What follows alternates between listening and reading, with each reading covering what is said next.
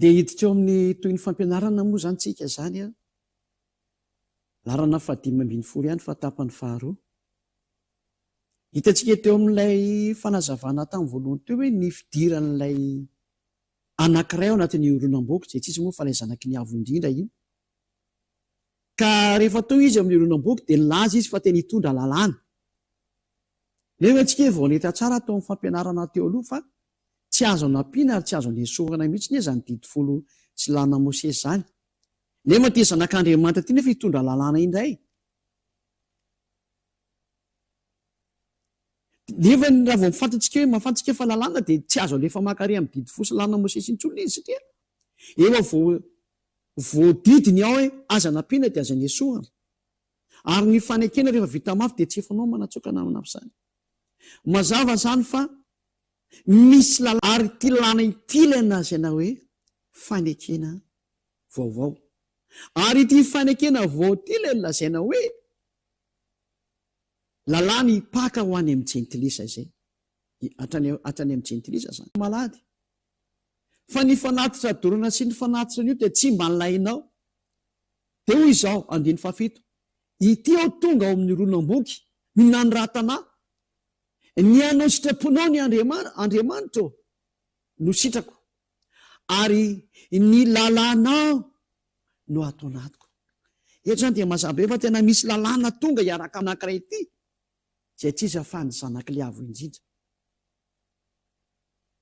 nefa dia mazava be fa raha tena naheno tsara tsika zao ary apetraka amin'le jiosy le fahanteny satria lazainy fa 10 ihany io resahana io fa ngary azo atao indray manampy sy mampitombo an'le lalàna any zareo nga mapetraka aminareo ronom-boky ny anao anazy anatanteraka anazy ary io lay voalaza tsika eto mbola tsisy miditra amin'ny testamenta vaovao mihitsy aloha fa alealoha ny testamenta taloha samy taloha ny fampiresantsika eto dia ho hitantsika efa misady le fanekena vaovao na dia tao amin'ny testamenta taloha efa voafa hafa mihitsy ny fanekena vaovao io araka ataontsika maitsomaitso indray ny fanekena vaovao tsika zany amin'ity zany a ny tanjona zany dia afaka amin'ny fahotana foana ny tanjona dia tsy mpanota foana ny tanjona ka nanao programa io Andriamanitra Abrahama io zay tsy azo atsofoka ary anatin'ny 10 sy lana Mose hoe misy lalàna ho entin'ilay anankiray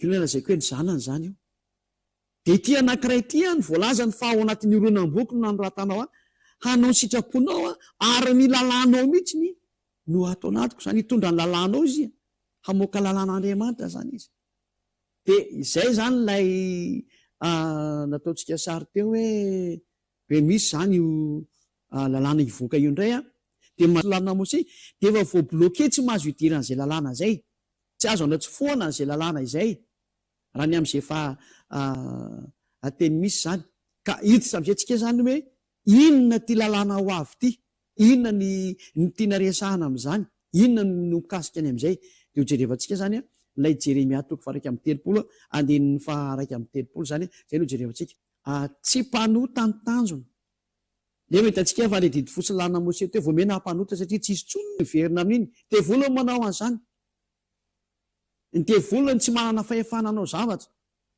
fa raha zany Andriamanitra Abrahama zany zay namorona an'izao rehetra zao manana ny hevitra be dia be ary manana ny tsara lavitra izy ary zany zao ampianarina dia tsy mpanota ny zavatra misy anefa ny nampanota daholo ny sistema le 10 teo satria tsisy tsony ny fanafana ny fahotana misy roa nefa tena danger indray ny miditra ao anatin'iny tsisy tsony mantsy le izy ko ianareo rehetra zay mipetraka ao anatin'ny 10 ingety dia mpanota mandrakizay nareo mpanao ratsy mandrakizay nareo aza mianatra miazakazaka any amin'ny toeraka hafanjany ny Hosea zao na ny tenin'ny Amosa zao na tsy Amosa kory no fifandarana tanresaka 10 io ho azay mitandra le 10 tsy nanao fanekena taminareo zany Amosa zany na Joel na Hosea na ny fanekena rehefa vita mafy dia tsy fanaovana ny teny mirafitra daholo zany teny zany matoa zany le izy niala teo le toko sy andinindray manontolo Exodus 16 Leviticus 16 dia midika fa tsy azo hidirana tsony ilay 10 sy lana Mose ary tsy azo nampiana zavatra hafa koa io petraka amin'ny mahafanekena vaovao azy amin'izay hoe ity indray misy fifanekena zany hifanekena Andriamanitra sy ny olombelona Fa zay tafaraka amin'ity fifanekena anankiray ity farany ity indray, zay vaovao indray ny izy a. De zao, lasa tsy manota intsony. Zay izao fampianaran'ny Elia ziady azo. Ilay hoe nitanjona de olona tsy hanota foana ny tanjona. De izao fampianarana izao. Ka le fanekena vaovao de nomena ny zanak'Israely tokoa, tena nomena azy. Hoe re teo avy taminareo satria efa foana ny fisorohanareo de midira amin'ity vaovao ty fa ty ny tena tsara ity. Ary mba jereo nge, no tsindrin'ilay Andriamanitra Abrahama mihitsy fa tsy mitovy amin'ilay didy folo intsony ty resantsika ity fa tena samy hafa mihitsy le izy. Jeremia 31:31. Indro avy ny andro iava. Izay anaovako fanekena vaovao. Tena maitsy be fanekena vaovao. Amin'iza? Amin'ny taranak'Israely sy ny taranak'i Joana Mose dikan'izany. Satria ny fanekena anak'Israely sy ny taranak'i Joda. De lozy ny hoe tanareo any Israela foana io. De ho an'ny taranak'Israely sy ny taranak'i Joda. Izany no mahadidy folo anazy.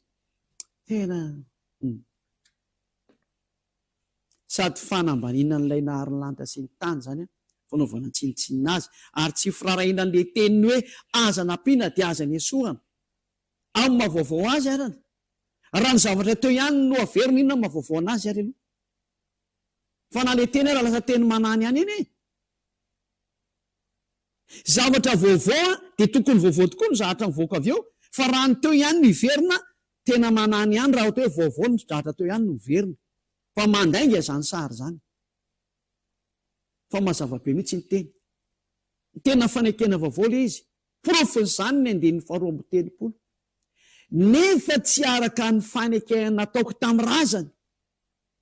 Tamin'ny andro nitantanako azy, nitondra azy nivoaka avy tamin'ny tany Egypta. Tena mahitsy be le définition. Zava-indrindra. Ity fanekena vaovao ty a, tena ho an'ny taranak'Israely sy ny taranak'i Joda tokoa, nomena an'zareo tokoa le izy. Fa tsy midika fa anazy reny, satria le fanekena vaovao de niparitaka nakany amin'izao tontolo zao, nakany amin'ny hafa firenena. De zao ny voalaza. Nefa tsy araka an'ilay fanekena nataoko tamin'ny razany zareo, tamin'ny andro nitantanako anazy, nitondra azy nivoaka avy tany amin'ny tany Egypta.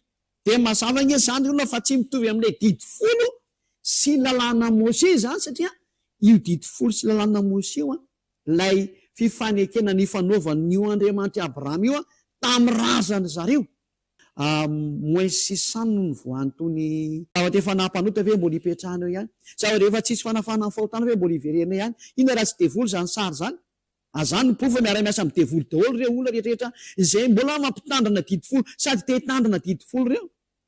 Mpiara-miasa amin'ny devoly tena sakasakana hoe fa nampianatra e. Raha tsy nampianatra de marina hoe kadara kosa tsy nampianatra nefa ny nareo tsy hipeny amelo efa nampianatra ka de tazo ny valiny. Miasa mba mato a, zay ihany. Rehetrarehetra eto ambonin'ny tany.